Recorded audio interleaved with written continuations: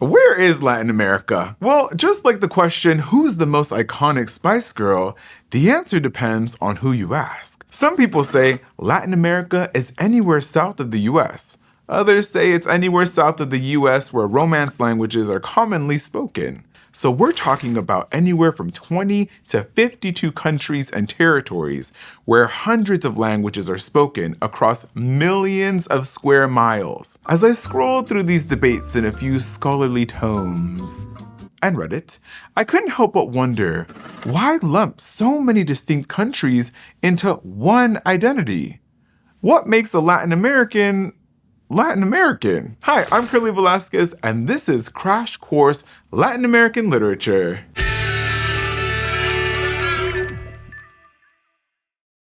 Do we have to agree on what Latin America is before talking about Latin American literature? ¿Cuánto tiempo tienes? How much time do you have? It turns out the Latin American label is surprisingly new. Some historians say the term began with the French in the 1830s. In an attempt to seize power over Mexico, Napoleon III, no, not that Napoleon. The one with the big bigote, yes, wanted to emphasize that both France and Mexico shared Latin roots in their languages, hence Latin America. This was an example of imperialism, where one country takes power over another, and it's a critical part of Latin American history. But so is resistance to imperialism. Others credit the name Latin America to Chilean politician Francisco Bilbao, who called for dozens of countries to unite under this shared identity in the fight against global imperial powers. Today, there's disagreement about why the term has stuck around too. Is Latin America still in use because outsiders flatten other cultures into falsely uniform identities? Or because people from the region feel a shared sense of community, despite national differences? In this series, we'll use Latin America to mean countries with a shared history of colonization by Spain and Portugal, followed by independence. But to get a bigger picture, we'll also explore indigenous literature and Latin American authors in the US who write in English. One thing you'll learn about me is I don't do anything small. And all these questions about what unites and divides a region, about where its boundaries fall, about who we are in relationship to each other, they're not simply hurdles we have to clear. They're some of the central questions at the heart of so much of Latin American literature. Now, because Latin Americans are diverse, it's challenging to choose one label to describe us. Like in the US, you may hear the terms Latino or Latina to refer to immigrants from Latin America and their descendants, or gender-neutral alternatives like Latinx or Latine. You guys, it is one letter change. We will all survive. I promise. Meanwhile, the term Hispanic refers to people of Spanish-speaking descent or origin. So someone from Spain would be Hispanic but not Latino, and a Portuguese-speaking Brazilian might consider themselves Latino but not Hispanic. And there are a lot of other community-specific terms out there, like Chicano for people of Mexican descent living in the US, or Afro-Latino for those in Latin America with African ancestry, or even Nuyorican for Puerto Ricans living in New York. So yeah, Latin America includes lots of different communities across lots of different countries and languages, which means in literature, we find lots of different answers to the question, who are we? Some Latin American authors, like Mexican-Canadian writer Silvia Moreno Garcia, write mostly in English. Others write both in Spanish and English. And some flip between languages even within the same text, like Los Ríos Profundos, Deep Rivers, by José María Arguedas, uses both Spanish and the indigenous language Quechua. Sometimes you'll find Spanglish, a mixture of Spanish and English, like in Sandra Cisneros' The House on Mango Street. You'll also find Portuñol, a blend of Portuguese and Spanish, like in Fabián Severo's novel Noite no Norte, Nights in the North. And language plays a big role in the international availability of Latin American literature too. Well, language, power, and capitalism. Like, US publishers have been more interested in books from Argentina and Mexico for at least the last decade.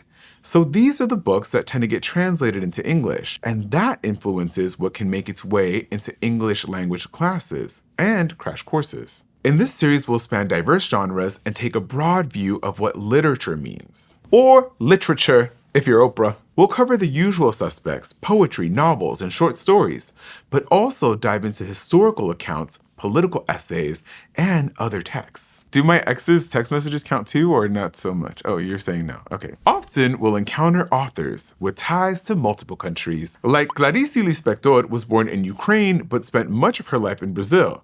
And the Cuban writer Jose Marti wrote for an Argentine newspaper while in exile in New York. So it's no surprise that Latin American literature often wrestles with big questions about identity. Like, what's our relationship to Europe, and the rest of the world for that matter, after being colonized and gaining independence? And what's our relationship to our indigenous ancestors and our African ancestors too? Given the blend of indigenous, African, and European influences, who even are we? Anyone? Anyone? Whew. Okay. How about we hash this out with Mexican writer Octavio Paz? Here are the curly notes on Paz's 1950 essay, Los hijos de la Malinche, the sons of Malinche. Malinche wasn't your average señora. She was a multilingual indigenous woman who, after being enslaved and handed over to the Spanish as a teenager, interpreted for Hernan Cortés during his conquest of Tenochtitlan in 1521. She and Cortés also had a son, who's seen as one of the first mestizos, meaning people of mixed indigenous and Spanish ancestry, which describes most of Mexico's population today. Paz writes that Malinche is often remembered as a traitor who gave herself voluntarily to the conquistador, and that the Mexican people have not forgiven La Malinche for her betrayal. He points out that the word Malinchista became a popular insult to, quote, denounce all those who have been corrupted by foreign influences. Am I tripping, or is Cortés the real villain here? Paz argues that the reason Mexicans condemn Malinche is to try to distance themselves from a painful part of their past and transcend it. The Mexican does not want to be either an Indian or a Spaniard, nor does he want to be descended from them. He denies them, and he does not affirm himself as a mixture, but rather as an abstraction. His beginnings are in his own self. I'm gonna need some cafecito to process this one.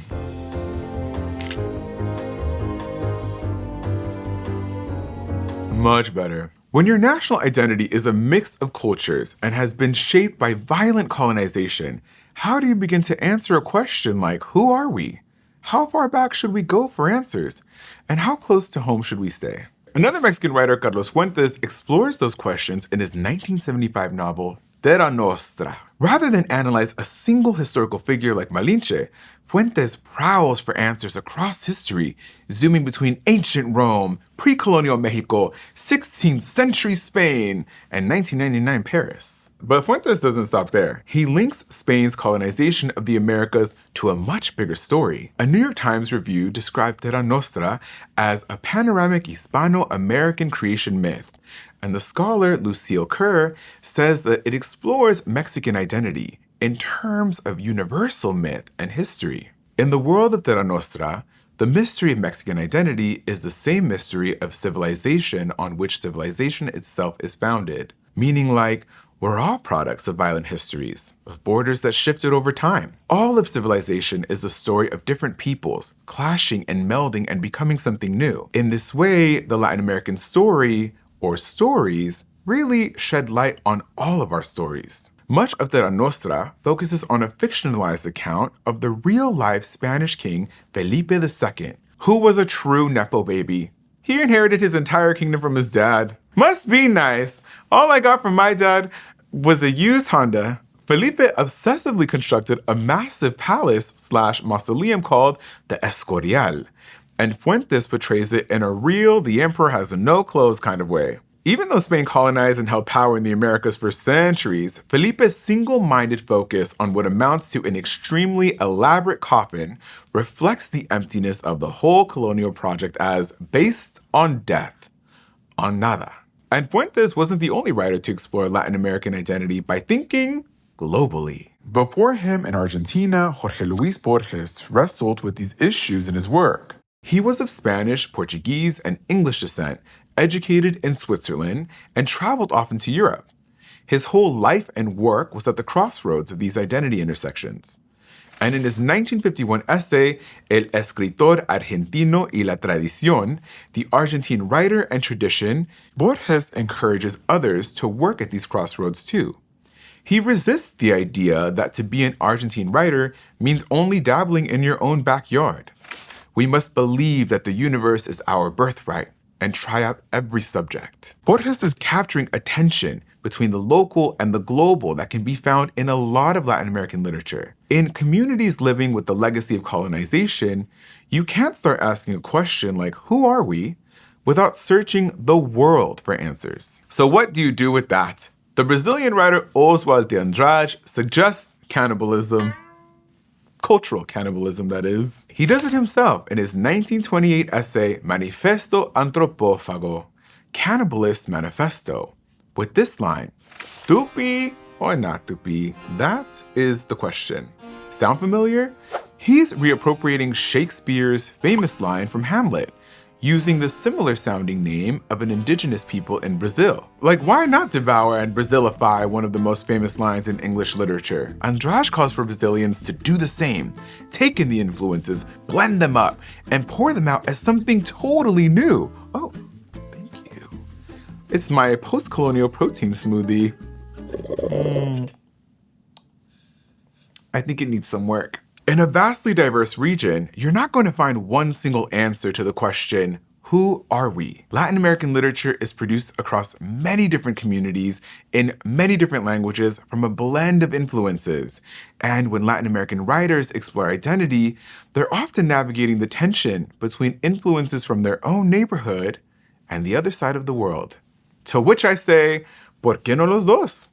Why not both? Next time we'll talk about how stories, history, and politics collide.